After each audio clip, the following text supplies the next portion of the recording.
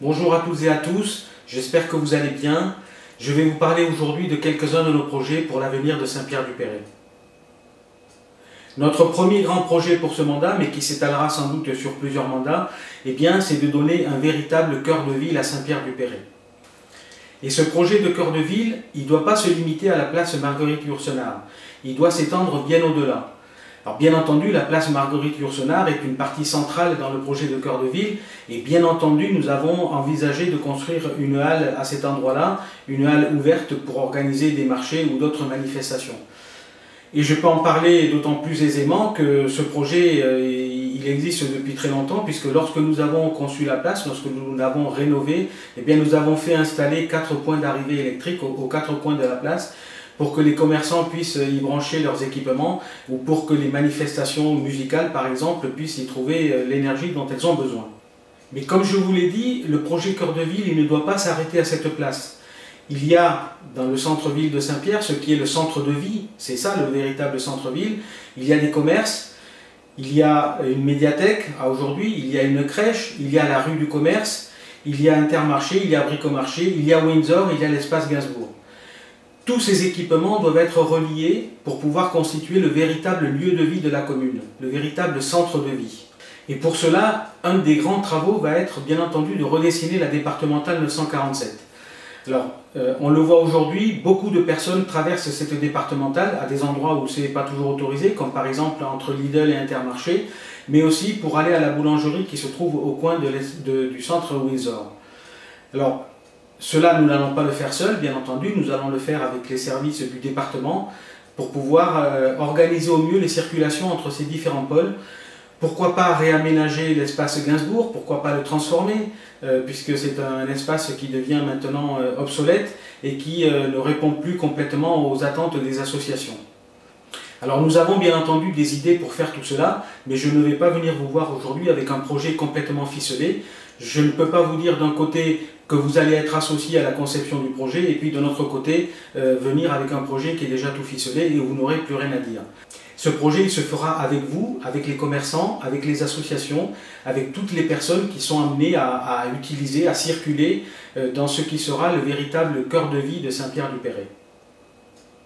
L'autre projet que nous voulons lancer immédiatement, c'est celui de la Maison des Jeunes et de la Culture.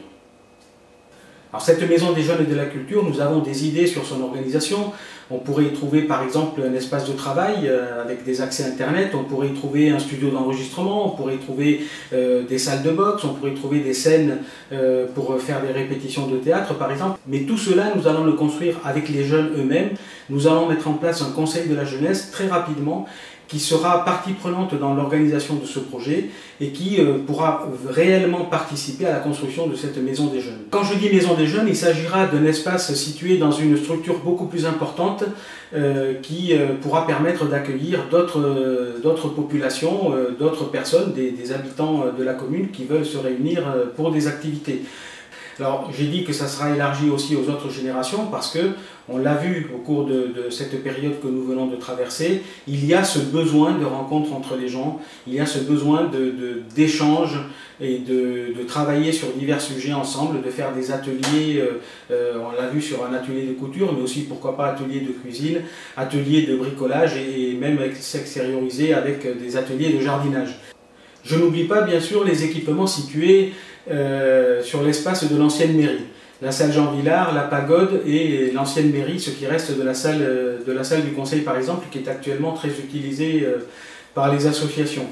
Alors, tout ça pour dire que pour nous, il est hors de question bien entendu de détruire ces équipements tant que d'autres équipements plus adaptés n'auront pas été créés. Il est hors de question de détruire la salle Jean Villard par exemple, ni la pagode. La salle Jean Villard, bien entendu, il a une jauge qui est assez limitée pour notre commune, environ 150 places. C'est maintenant insuffisant pour certains événements, mais elle va rester, elle va continuer avec sa vocation de salle de théâtre à disposition des associations et des troupes de théâtre de la commune. Mais ce que nous voulons pour ce secteur, c'est réserver le calme et la sérénité qui correspond à un secteur maintenant purement résidentiel. De plus, vous le savez, sur le terrain près de l'ancienne mairie, il y a actuellement un projet de MAM, de maison pour assistante maternelle, qui est pratiquement finalisé. Et il est hors de question pour nous d'abandonner ce projet puisque c'est quelque chose dont les Saint-Péréens ont besoin. La garde d'enfants, c'est quelque chose qui compte beaucoup dans notre programme. Et donc nous allons maintenir ce projet et aller jusqu'au bout de la construction de cette MAM. Alors nous avons de nombreux projets, bien entendu, et pour mettre en place ces projets, eh bien, il faut aussi tenir compte de la géographie de la commune. C'est pour ça qu'il est bon de temps en temps de s'élever un peu et puis de regarder un peu comment notre commune a évolué au fil des temps et comment elle va continuer d'évoluer, parce qu'elle va continuer d'évoluer, même si nous ne sommes pas toujours d'accord, eh bien, il faut compter avec la présence de l'État sur notre commune qui nous impose de construire du logement.